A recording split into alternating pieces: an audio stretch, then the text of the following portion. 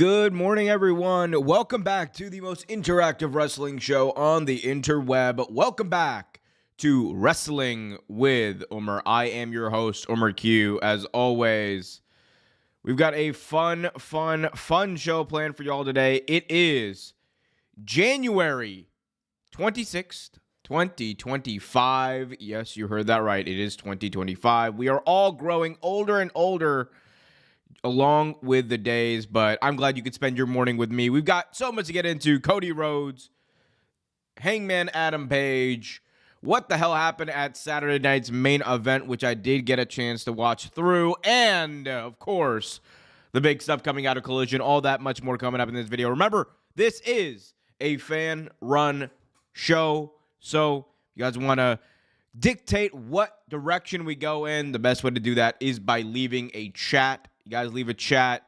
That is how you guarantee, or you guys leave a super chat. That's how you also guarantee your question or statements right on the air. But there'll be plenty of time for that. What an insane week of wrestling, though. I do gotta just off the top. No Brian or Kenny, or Mr. Dubs, but off the top, I do gotta just say, man, we are living in a blessed time to be a wrestling fan.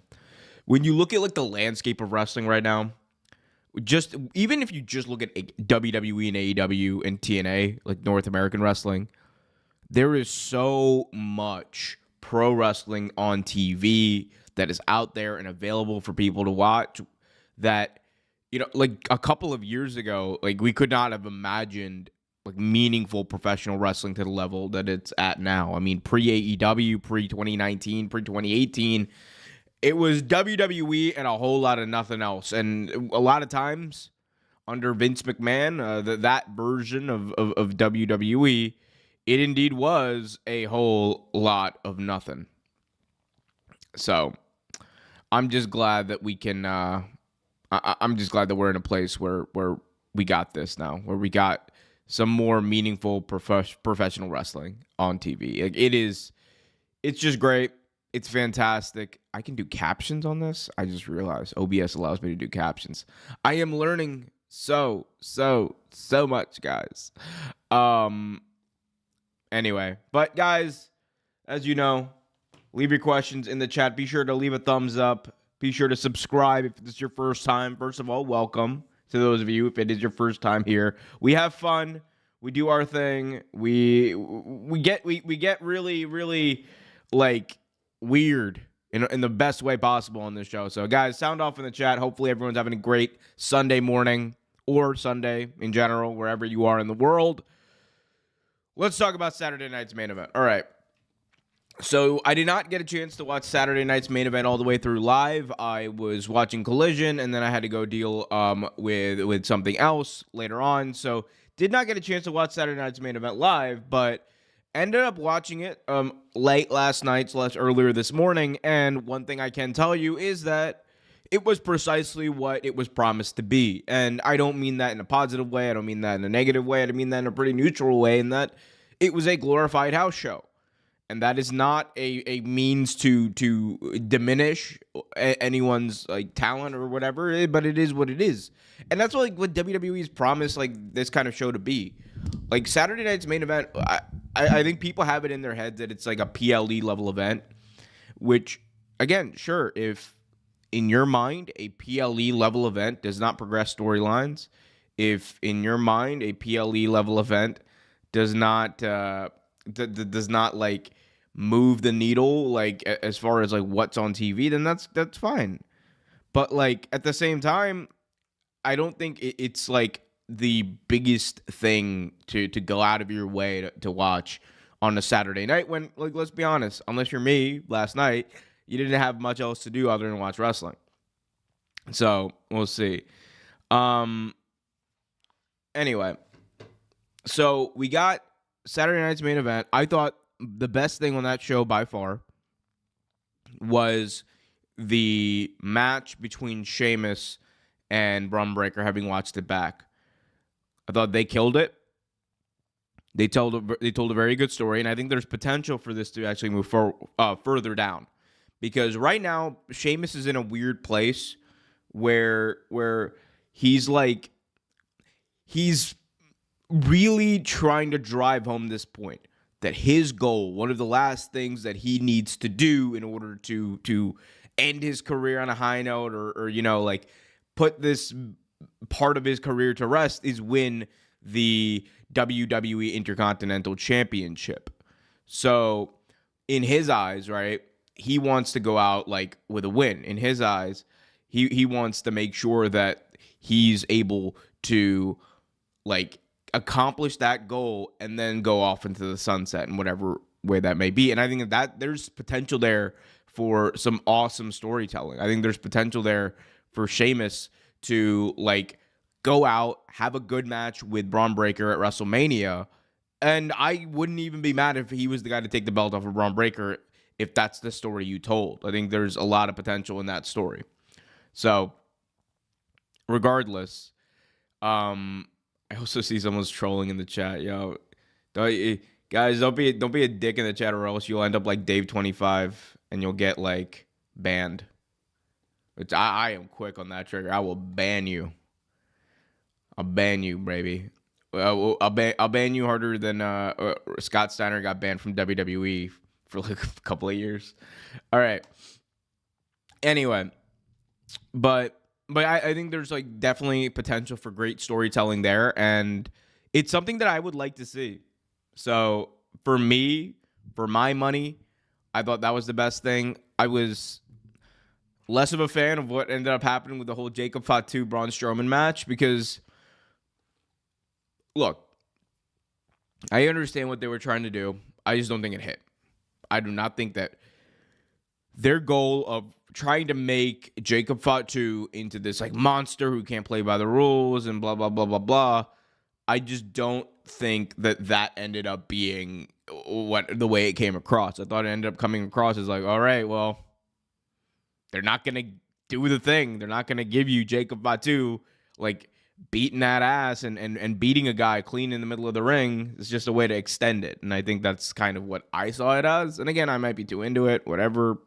But I also am a massive Jacob Fatu fan, so that man should have I would have had him like straight up squash Braun Strowman, and it would have been great. You got Eric in the chat. Welcome, Eric, saying, by the way, best collision in the last 6 months, hands down. In that collision, you had 3 like amazing like segments that progressed storytelling. You had the Tony Storm, Mariah May stuff, which is like honestly some of the best television you'll see. You had the parking lot brawl and the brawl throughout the arena between Big Bill and Powerhouse Will Hobbs. And then you had that Don Callis family promo, which is amazing. Like that vignette they had backstage, like that little package. I thought it was really cool. And like the idea of like Lance Archer and Brian, like all you guys coming to dinner together in Don Callis's house in Ontario or whatever the fuck. Like he's from Winnipeg. I think they're all from Winnipeg. Him, Jericho, and Kenny Omega. But like regardless, I thought it was really cool. This collision was a good way to see who the actual IWC commentator hacks are. Yeah, I mean, again, I give my take. Like, there's plenty of things in AEW I criticize, mainly the main event scene. Like, this John Moxley thing is not hitting, and I don't want to even like. I've said my piece about it. It is what it is. It's like my least favorite thing on the show. But everything else right now in AEW, like, well, mostly everything else. Like right now, if you look at the landscape of the title picture, I think they're kind of on their way towards fixing a lot of the issues.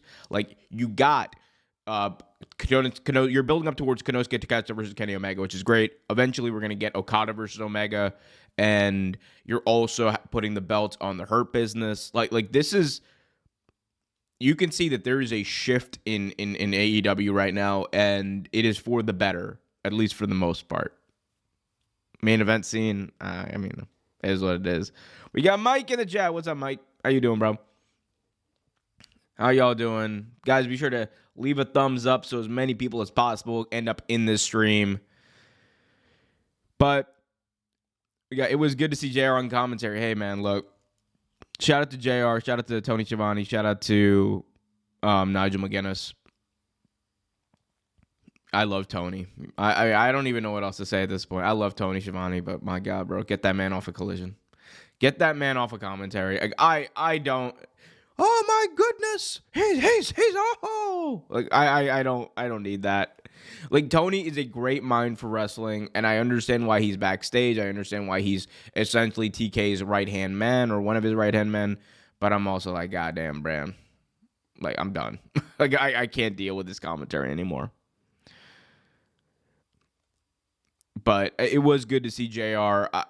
They really do need to kind of mix around that commentary scene in AEW. Like, if Dynamite is your A show, which we all know it is, just don't stop pretending like it's not. Put Nigel and Excalibur on that show, and then, like, for Collision, put Taz on that show. Why not? I like, my thing is, I just think, like, you're in a mode where you are trying to not only maintain your current, and this is strictly a business perspective, right, too. You're trying to maintain your current audience while also, like, building it up. Everyone knows your A shows on Wednesdays. Give it your best on Wednesdays. Have Nigel do double duty if that's the case. Like, I understand, and it might be hard, but, like, do what you got to do. Or bring in someone else, Mauro Ranallo, to help finish the job. I'm just saying, like we gotta. You like, I love Tony Schiavone, but it's just not working. It is just not working. Well, I don't know how much better Mike Tenay is gonna be. I mean, shout out to Mike Tenay, he might be, but, like, he's like, what, 73 at this point. Like he's up there as far as age goes.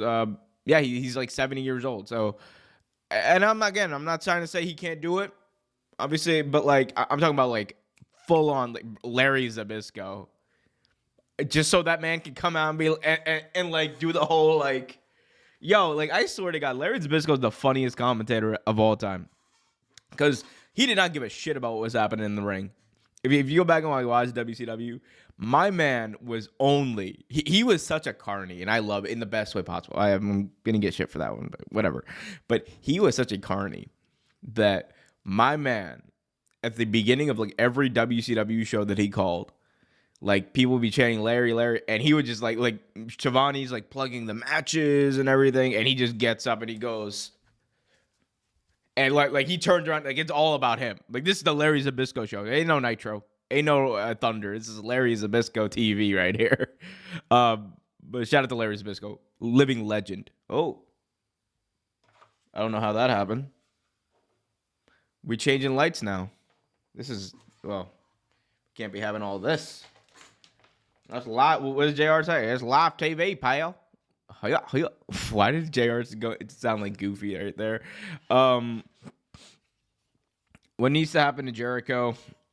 I mean, I don't know if there's enough time to explain what probably needs to happen to Jericho. All right, so these lights just won't stop. They still won't stop. Y'all are. I'm dealing with this in real time. Whatever. Lights are off. We unplugged it. It is what it is. Eric in the chat. What needs to happen is Jericho needs to retire and permanently on commentary. His contract is up in December. Reportedly, his contract is up in December. So, I think the idea is he wants to stay in AEW, but will he end up staying? Will Tony re-sign him? We'll see.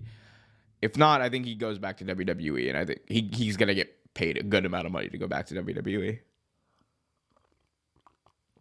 That's just my guess. I don't know. A fresh face on commentary. Yeah. I feel like we do need, like, a fresh face. Bring in someone, man. Hell, bring in someone from the Jacksonville Jaguars. At least it's like, I don't know, do something, man.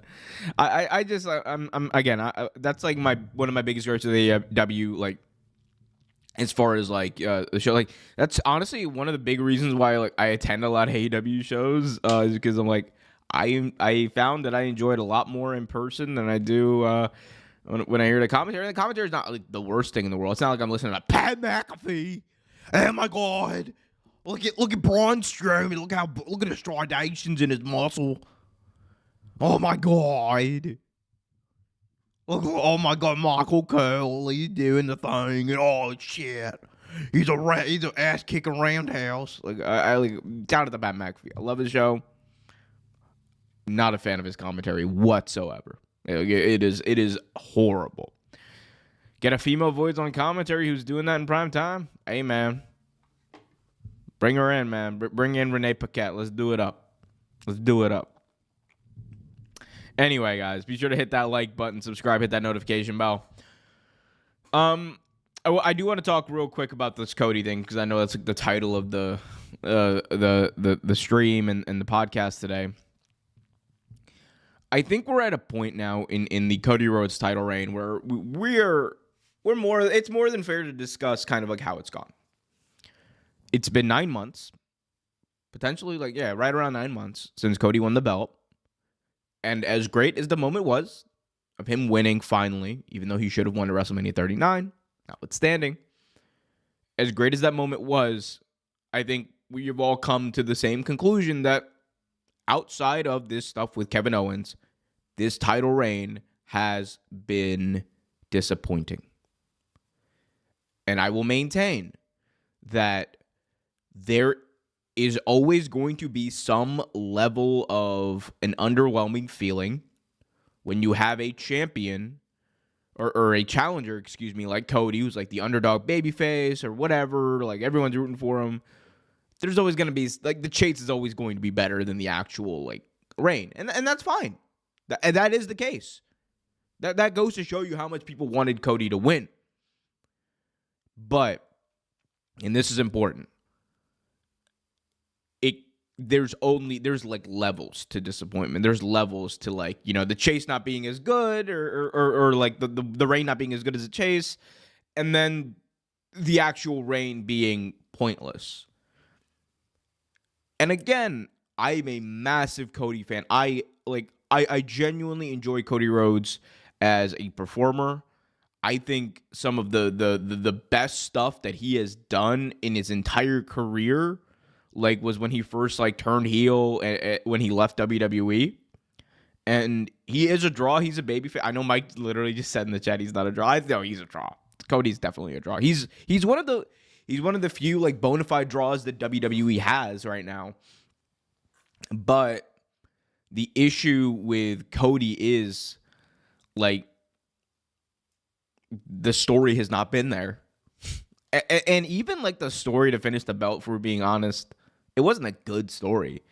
You had great elements of storytelling with The Rock, who came in and, like, you know, changed things up. And at the end of the day, people wanted to see The Rock versus Cody. It did not build you up to want to see Roman versus Cody. But at the end of the day, it was like, all right, Cody's winning the belt. It really was a Bryan Danielson WrestleMania 30 moment where, like, you know, everyone was like, they have to do it. Like, they have to do it. Otherwise, it's just going to be bad. You know, but it wasn't like that naturally progressing story of, oh my God, like they're building up to it, right? And honestly, that is why, like, Bryan's latest world title win, I think it's a great example of this. It's why, like, Bryan's latest world title win, in my opinion, felt better or felt more, because it was more natural, right? Because it naturally progressed the story of him going to the belt instead of the fans literally having to be like, no, you idiots, don't do this, right? I think, like, that's always going to feel different. It's always going to feel better, and it's always going to make you, like, you know, I think, in my view, more excited. But regardless of all that, man, like, Cody just, the story's not been there. Cody Rhodes, the champion, is no different than Cody Rhodes, the challenger. That is my biggest criticism of Triple H's booking, because he had a very good couple of matches with AJ Styles that were built around, I'm AJ Styles, and I'm Cody Rhodes, and I'm the son of a plumber, and I'm okay.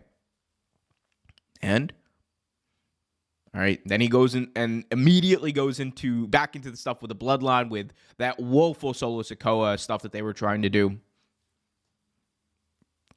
2 pay-per-views later, it's Bad Blood. He's tag teaming with Roman. Why is he tag teaming with Roman? We don't know. And honestly, the only saving grace has been Kevin Owens going up to Cody and being like, you SOB, why the hell did you do that? After everything we've been through, after everything you've been through, why would you do that? And we still haven't gotten an answer. And it's honestly a big issue. Like it is a big, it's a plot hole, but it's also a great plot device for WWE and their storytelling right now. Because you have Sammy, Jay, Jimmy, all of whom who've gone back to Roman without providing a real reason why they've forgiven Roman, even though Roman has not apologized, right? And it's a big thing. It's a big thing for them.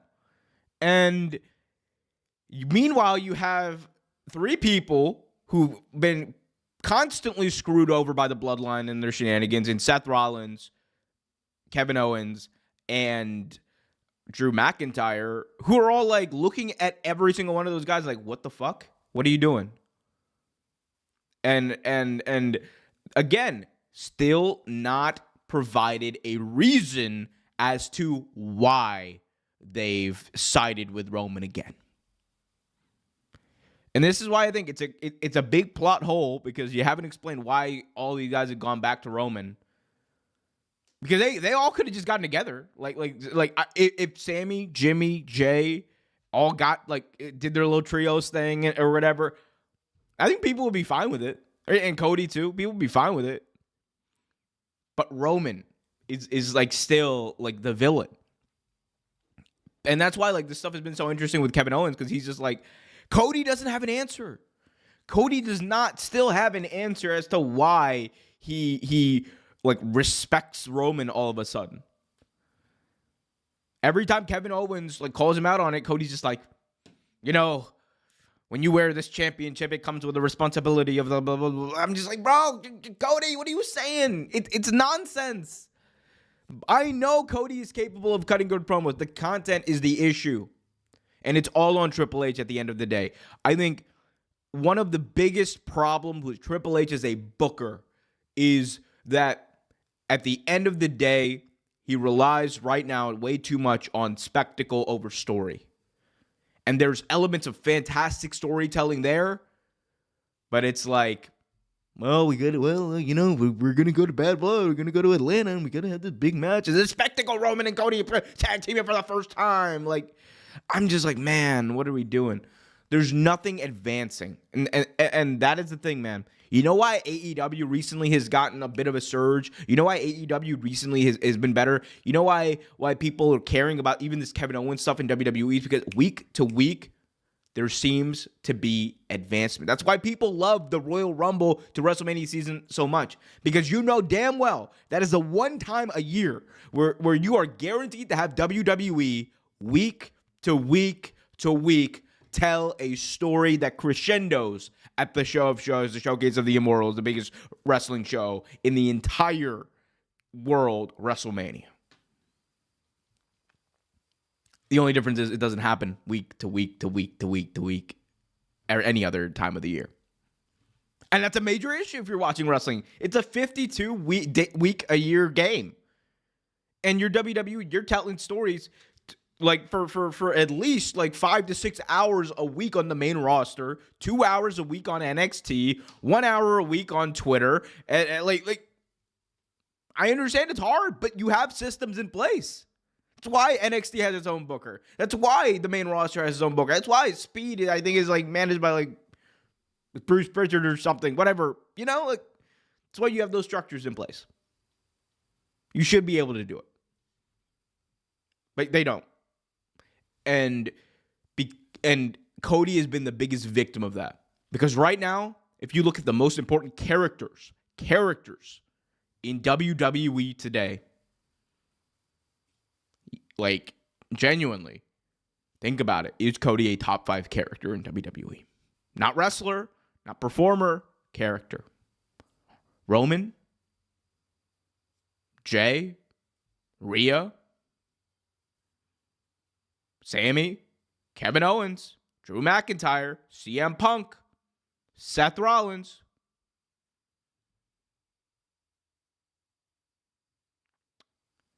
Where's Cody at? I could go on. I don't want to, but I don't think I need to beat a dead horse at this point. We got to chat.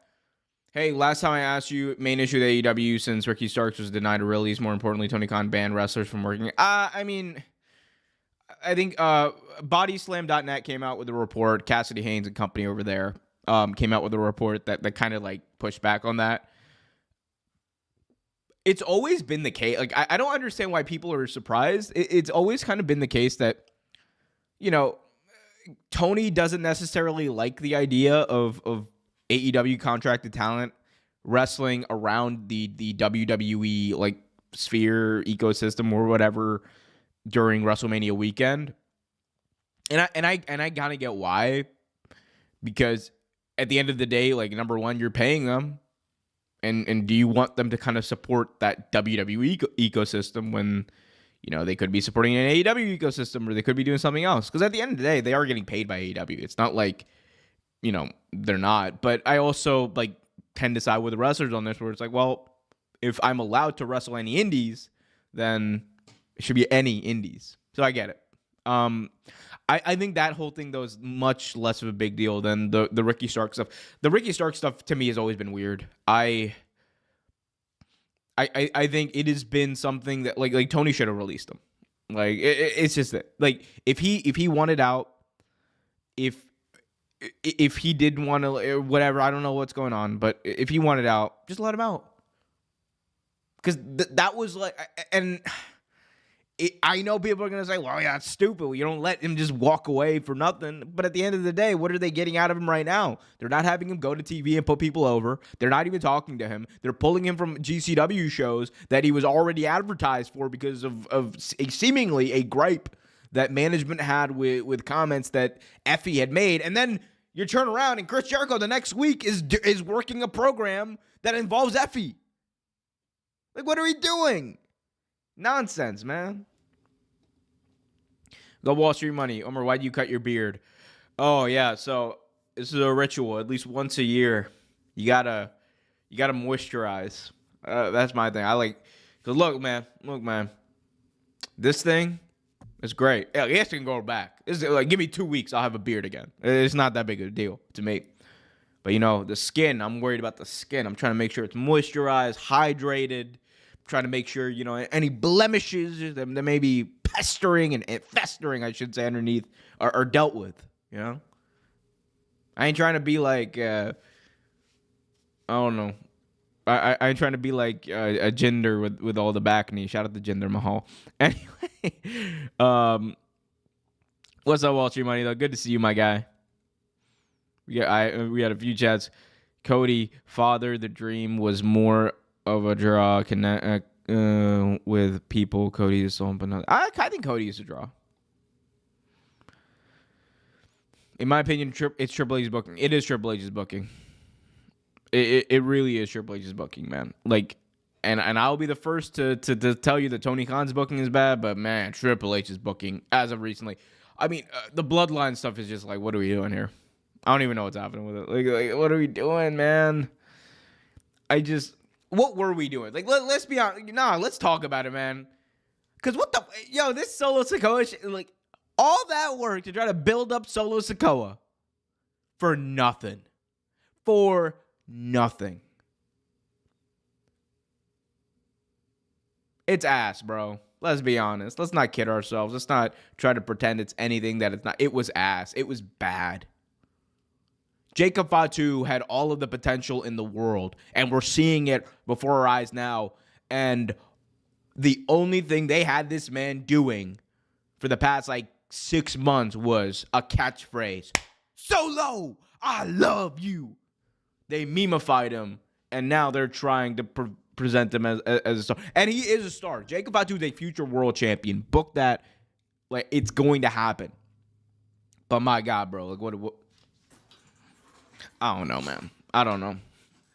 Solo Sikoa, the next speed champion. Dude had the potential. He still has the potential to be a world champion. He just got overexposed. He was not ready. And far be it for me to say who's ready, who's not, I guess. I don't know. But in my view, it was clear that Solo himself could not carry that group. Because at the end of the day, he just was never believable as a tribal chief, as a leader. Why did Jacob Fatu align himself with Solo Sikoa? Why did all these people follow Solo Sikoa? People who have been doing this stuff for years before. Why are they following the young guy? I would have understood it if it was to, maybe like turn their back on Solo later. I would have understood it if it was in order to maybe get if they were telling the story of like them getting in the door or whatever in WWE, but that wasn't what they told. They saw Solo as a visionary. What was that vision, my guy? I want it all. I want it all. Like, what? No. Get out of here, bro. Come on. It was not. I'm just saying. And Jacob Father was wearing the version of the Ulafala. Yep. Yo, shout out to Jacob Fatu though. That man is a cook. He is out here. That man is. That's a scary man. That's a scary man, and he is going to be a future world champion. Like I am so excited to see what Jacob Fatu can do. Wall Street Money, Collision was cooking last night. They were, man. Collision was cooking. It was a great night of wrestling last night. Like you had those 3 segments that I talked about earlier with Tony Storm, Big Bill, Will Hobbs, and the Don Callis family, and then you also had the awesome like little encounter between Katsuyori Shibata and Konosuke Takeshita, which I don't. Tony Khan booked that match for me and me only, because I was looking up flights. I was like, how much would a flight to Jacksonville cost me for one day? and then I saw the flights and I was like, yikes, we ain't doing all that. I love me Konosuke Takeshita. I love me. Like, Katsuyori Shibata is genuinely one of my favorite wrestlers. But I ain't spending no $500 on tickets. That's what we not doing. Future world champion Jacob Fatu. Yep.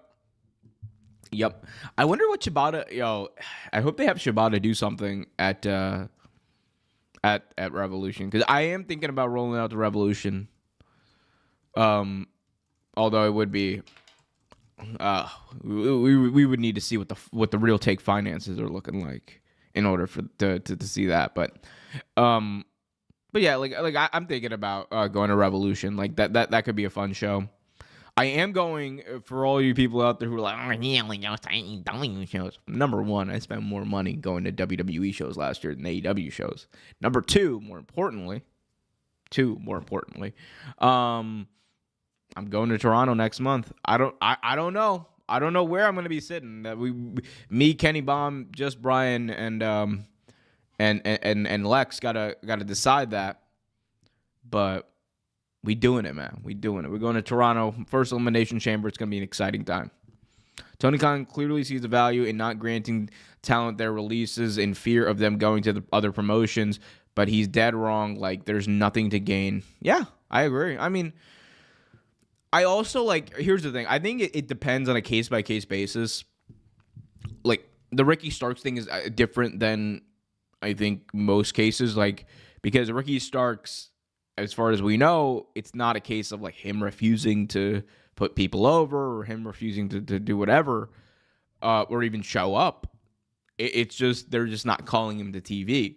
Whereas for the case with some other talent, the rumor and innuendo, again, is a rumor and innuendo is, some other talent just aren't doing stuff, just don't agree to creative. And if that's the case, I think there's a difference there. And, at the end of the day, AEW is not, stopping them from making money. They're paying them.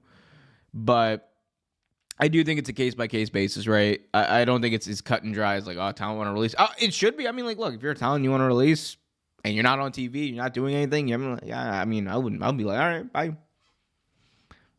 Next man up, next woman up, next person up. Let's go.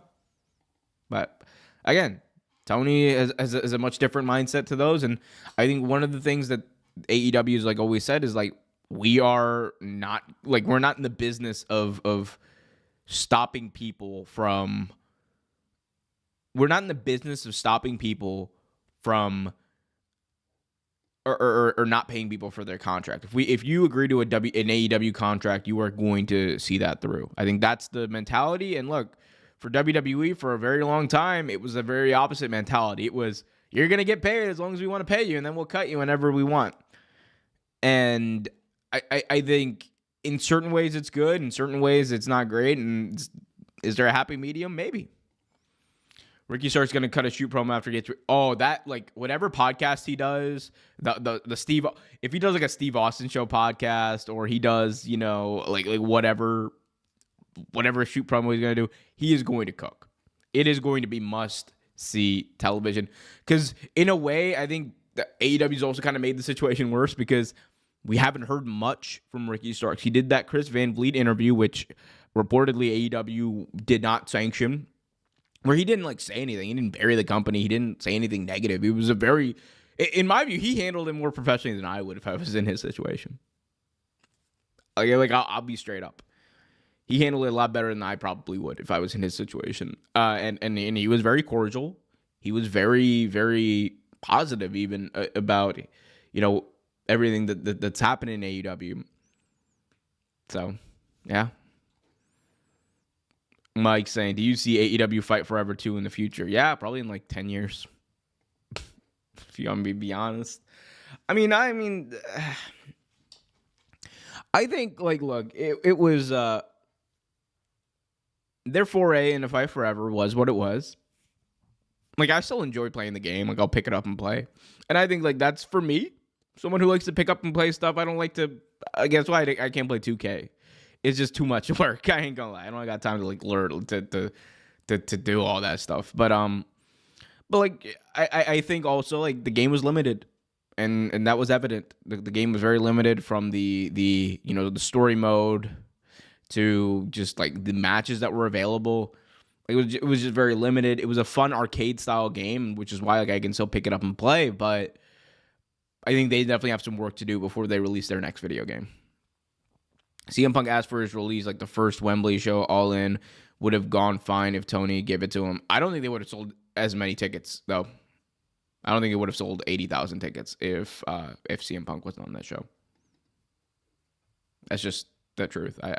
It would have been a big house. They probably could have gotten to like 40, 50,000, like similar to what they had. I think they had like what they sold 55,000 tickets for Wembley this year. Like they probably could have gotten to that number, but they wouldn't have got to 80 without Punk. I think Punk was a major draw for them. And it showed, like, he was. Like, CM Punk was a major draw for AEW.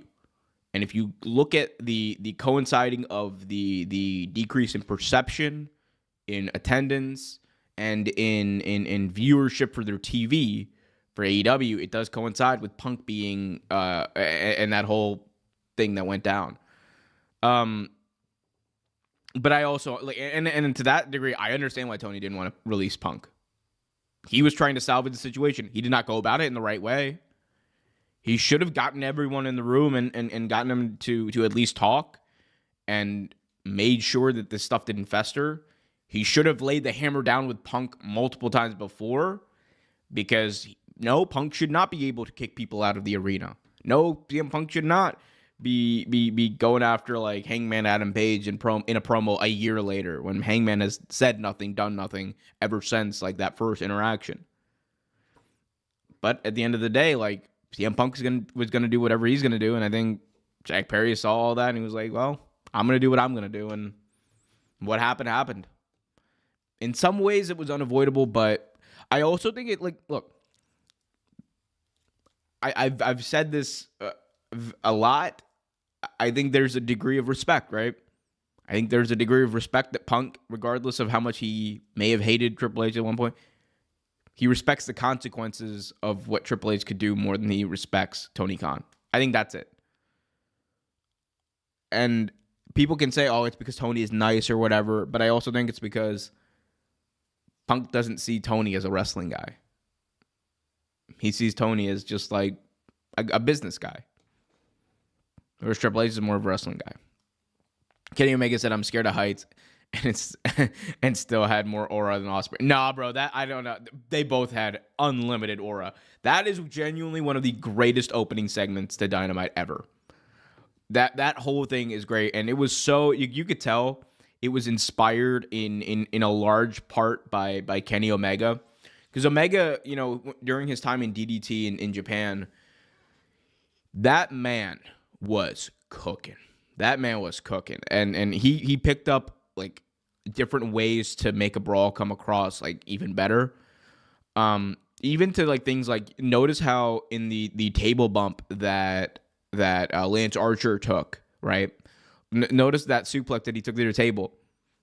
Like, there were things that were put on that table, right? There was merch or whatever put on the table so that when he fell through, things would go flying and it would look even more spectacular than it sounded, right?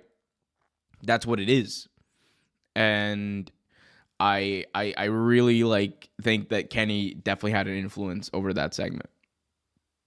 Don't think the brawl at the beginning of Dynamite was unrealistic. I'm going to climb up here, take my time, huddles together and waits for me to, I mean, come on, bro. That's wrestling, man. Like, if we're going to do that, I'm just saying, if we're going to do that, man, hey, man, there's a lot of, go to WWE.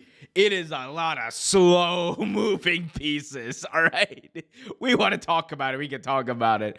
You can talk about it like that. Hey, go back to wrestling history, man. Like, that's just wrestling. But that's why, like, but I mean, when it happens, you don't notice it. It's when you watch it back, you're like, okay, here, look at these people like lining up here. But I mean, hey, man, it's wrestling. Don't give CM Punk power to kick people out. There's lack of leadership backstage. There still is.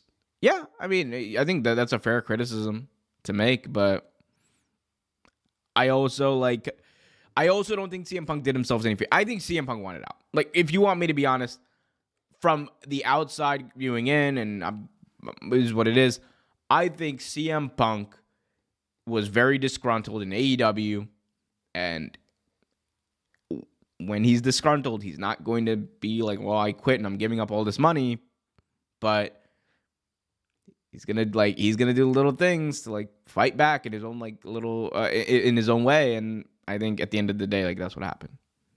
CM Punk asked for his release. Omer, like that first Wembley. Oh, we already did that.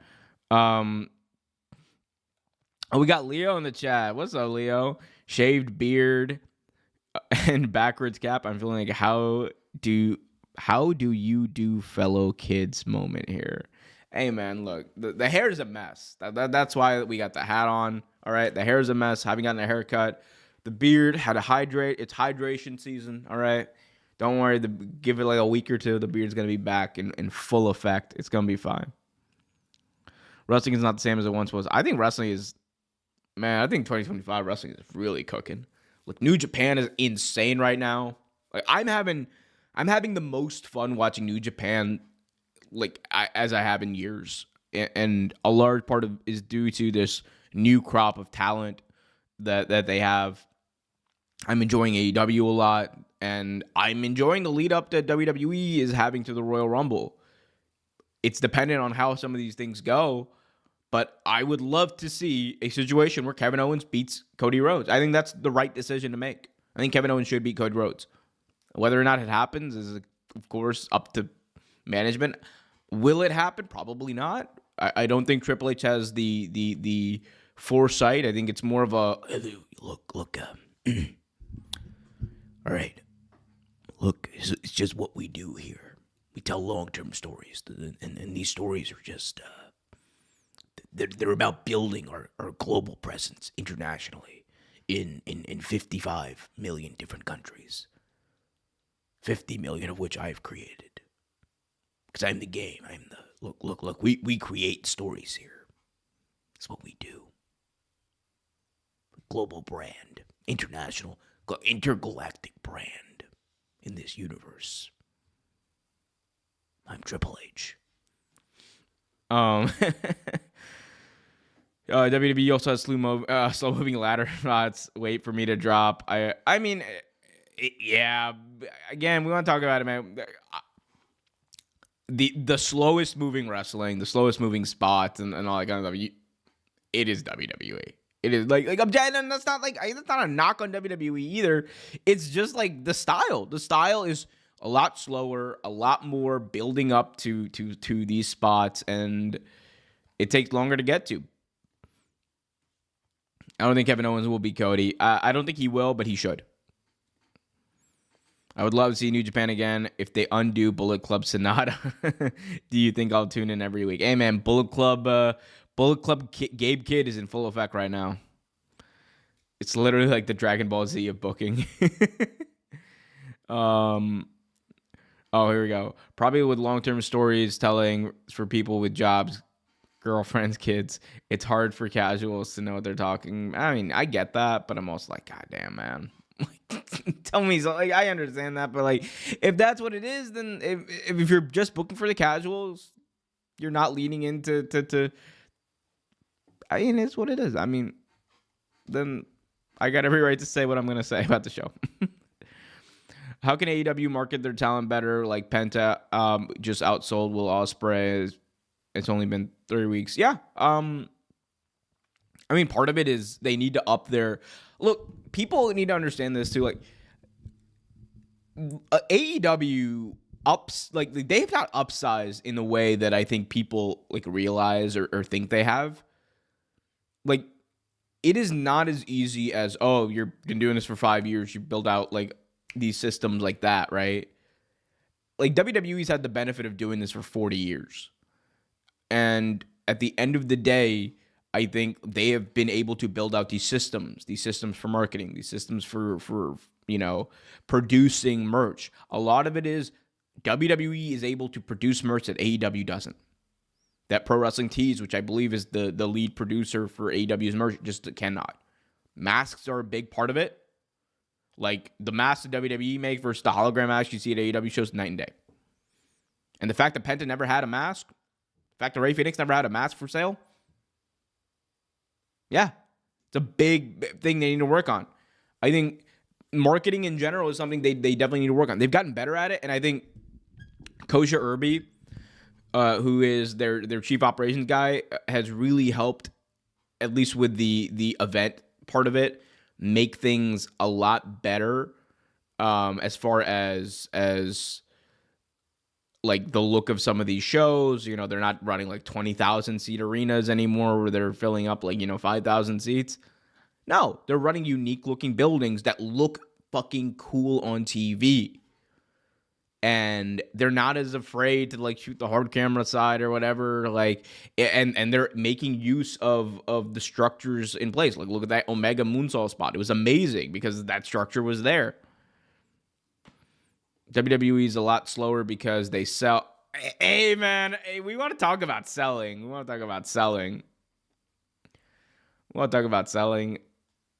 Did you watch the...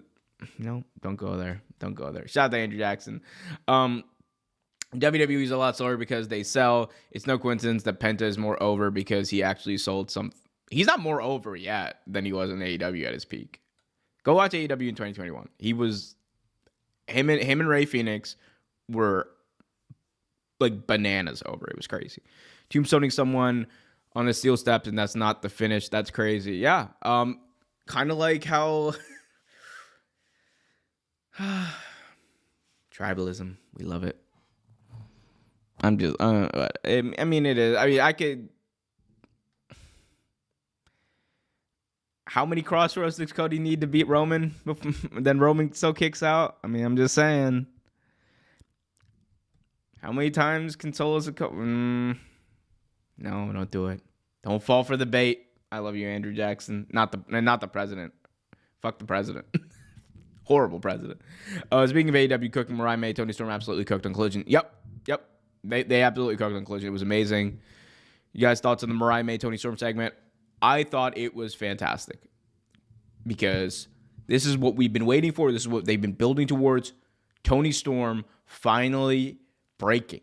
Tony Storm finally like unloading all of this trauma or whatever that she's had over the past couple of months and being like, darling, I never left. It's like amazing. That was a cool moment. And that ending line that Tony Storm had where she's like, I'm gonna rip your tits off. It's amazing. Andrew Jackson, love y'all. Great challenge. Yeah, no, love you too, Andrew Jackson, man. Yo, keep it. Yeah, no, man. I'm sorry if I got a little, you know what there. I do agree to an extent. The tombstoning on the steel steps and Will Ospreay kicking out, you can only do that so many times. But yeah. It wasn't meant to be hostile or anything. I'm getting a lot of stuff lately about you're tribal. You only like one brand over another. No, I like all wrestling. Wrestling is good.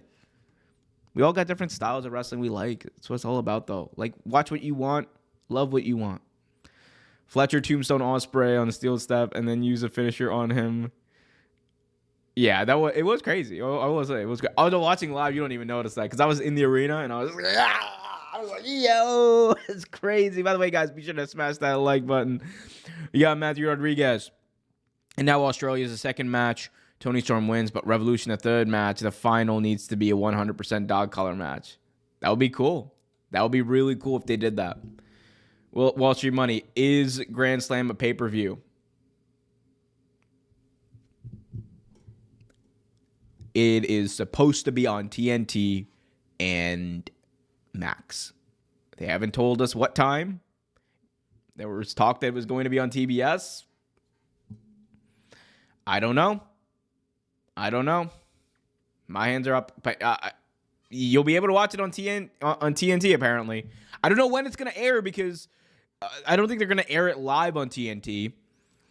But they also can't air it like in on Collision's time slot because that's literally All-Star Weekend that TNT has for the NBA. So I don't know. Maybe they do it in the afternoon.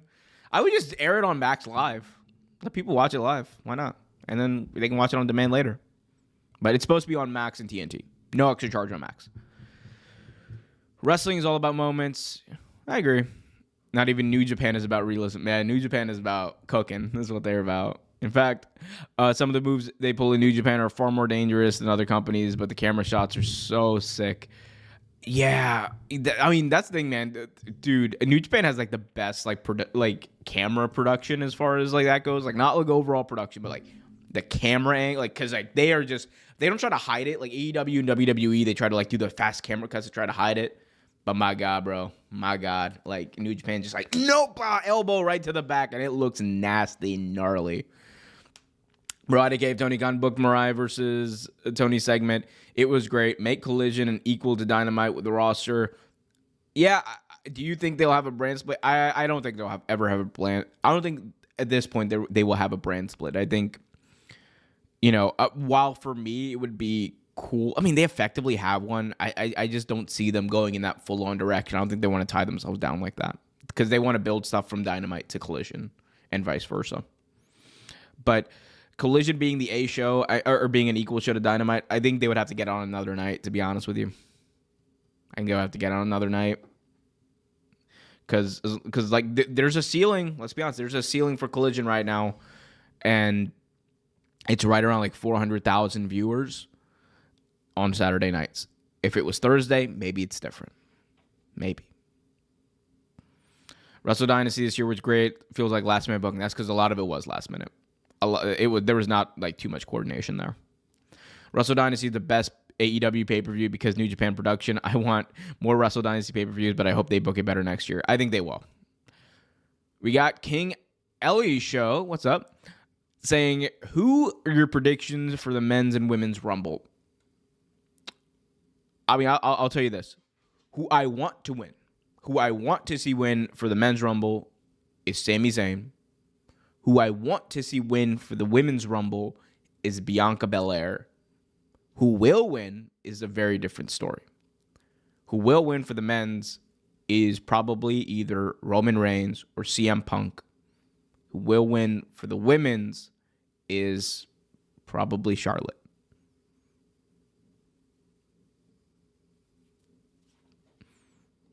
I would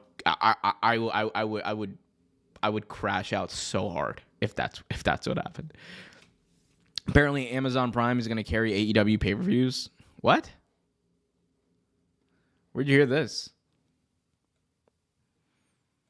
I don't know. I mean, they're on Max. AEW pay-per-views are on Max at a discounted rate, but they're on Max. is Gabe Kidd getting a world title push. I just got in tune with him after those awesome promos he was cutting with Omega. He's the next star. He is the next star. I think the plan will probably be for Gabe Kidd over the next couple of months to work his way to that world title picture. I think they're going to end up building towards Omega Kidd, the rematch at Forbidden Door in England, which put your money on Gabe Kidd if that's the case. Gelly says, I'm going with Roman and Bianca. I really want Bianca to win. I just don't. I think they're going to have Charlotte win. I don't know. Maybe I'm jaded. Maybe I'm just like, oh, you know, Charlotte's got to do her thing. Do. But, yeah. Wall Street Money. I saw it on X, so it must be true. Well, let's see. AEW, PPV, Amazon. Maybe Amazon is hosting them as like pay-per-views that you can buy on. Oh, okay. Joining the list of okay. Okay, so that makes sense. So it's like the same way that you can buy AEW pay-per-views on like Triller or pay-per-view.com. I think it's like the same thing. But it does open them up to a lot more people who probably have Amazon Prime. So that's probably a good thing. Always good to have more providers. And they're going to be on Max. Like those pay-per-view numbers are probably going to be really good for them. Very healthy. I have Cena and Charlotte winning the Chambers. Yeah, Cena probably winning the Chamber. I mean, that's going to be cool. I'll be there live. It's going to take a minute for Collision to be on par with Dynamite, but if you split the roster and you know who you're tuning in to see, whether it's Wednesday or Saturday, but man, it would be beneficial. I agree, but I also think that like they view it at this point, like they view it as like, why put like those restrictions on ourselves? Wall Street Money, I have Becky and Punk winning. Becky would be a good win. That's a good shout. She's probably going to return at the Rumble. That would be a really good win.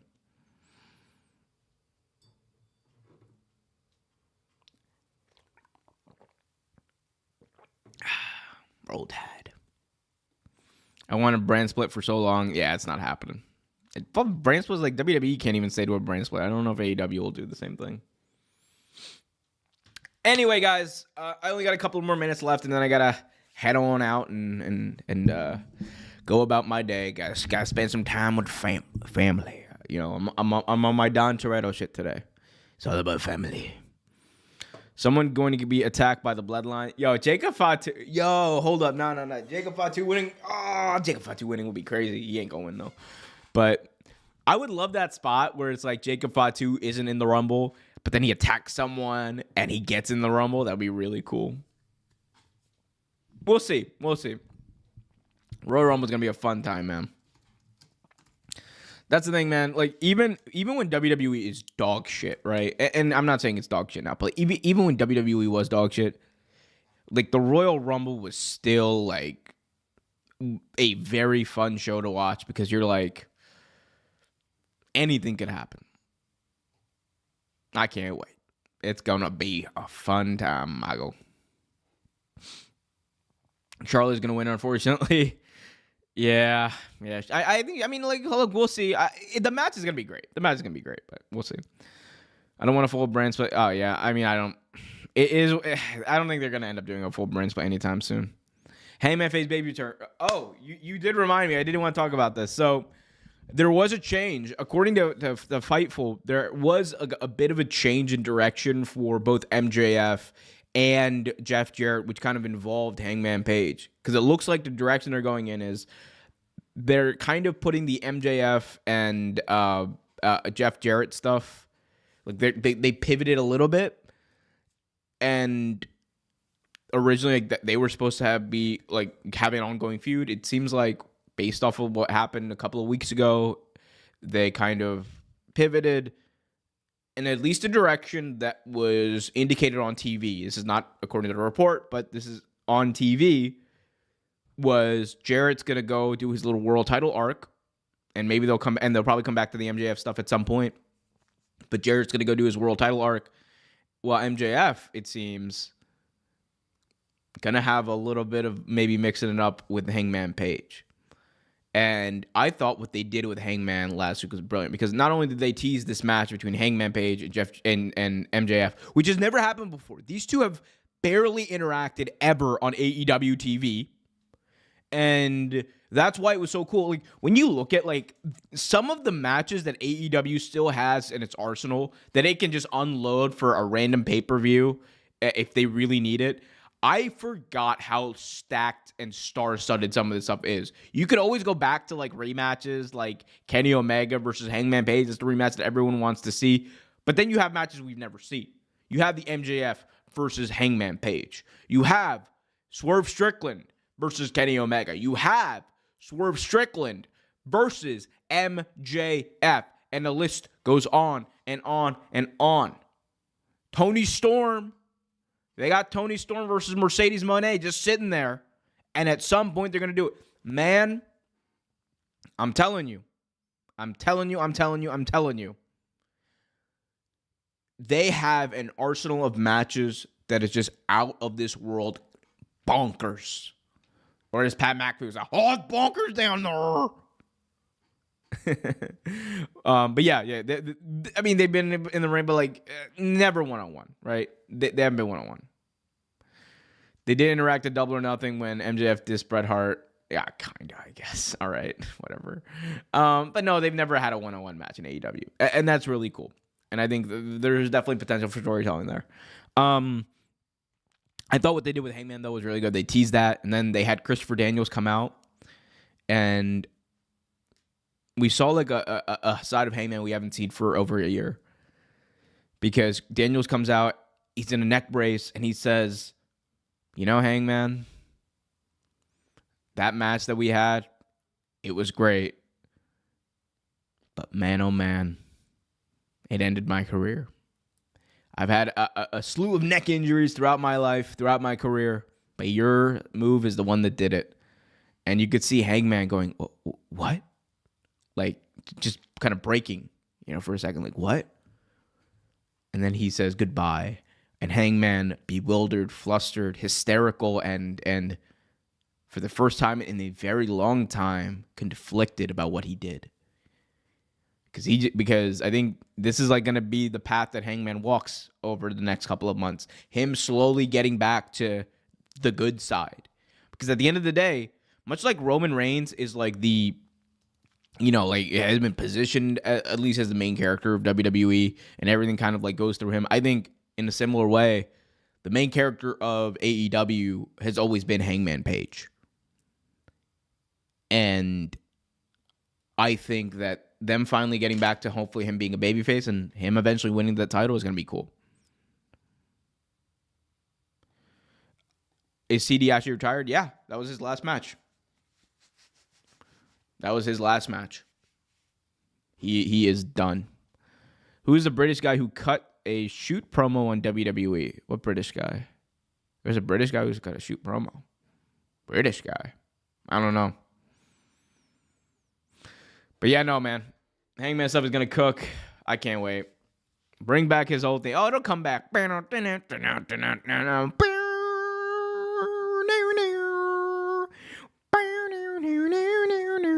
Although I do like his like current theme. Like it just like the angry Hangman. I mean, he's a heel. He's got a heel theme. I think it's cool. All right, guys. This has been a great show. I appreciate everyone who's showing up, showing out, having a blast, talking with y'all. I appreciate all of y'all. Yeah, be sure to tune in this week. A lot of fun stuff. Royal Rumble, all the wrestling news you could ever possibly want right here, youtube.com/Real Take Wrestling. For all your docu-style content, go over to youtube.com/Wrestle Vibes. Also got another video coming out tomorrow on youtube.com/Real Take Sports. It's about Sam Darnold and JJ McCarthy. What the hell should the Minnesota Vikings do? youtube.com/Real Take Sports. I got all the content every day. I'm a very tired person. I look at a screen a lot, and now I'm going to go disassociate. Until next time, guys, I love y'all. Be happy, be healthy, and as always, keep it real.